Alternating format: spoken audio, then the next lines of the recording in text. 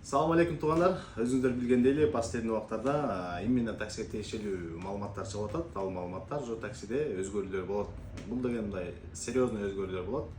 Мына бүгүн 4 сентябрдан баштап, кечеден баштап уже АЭСке кирбеген, Евросоюзга кирбеген мамлекеттин жарандары уже бизде курьер кызматындагы, такси кызматындагы аркалай албайт. Себеби дегенде, если мыйзамдуу түрдө визасы, ННН, таксиге керектүү документтерди толуктап албаса, ошол эле мисалы этнический кыргыздар, Өзбекстандан келгендер көп, Тажикстандан келгендер көп, эсте алардын гражданини Тажикстан болсо, бирок кыргыз, бирок алар уже документальный жолу алар жарабай калат да, Өзбекстандыкы тоже жарабай калат. Ошондуктан биринчи очередде кайерге барыш керек, кантип барыш керек экенин бизге кичке жазсаңыздар, биз сиздерге айтабыз. Жана ошондой эле таксиде азыр өзгөрүүлөр кирип атат. Кандай өзгөрүү десеңиздер, таксиде азыр эсте ушул өзгөрүү кире турган болсо, машинаны заказ разрешение келет, биринчи лицензия берилет, лицензиядан кийин уже машинаны наклейка кылыш керек.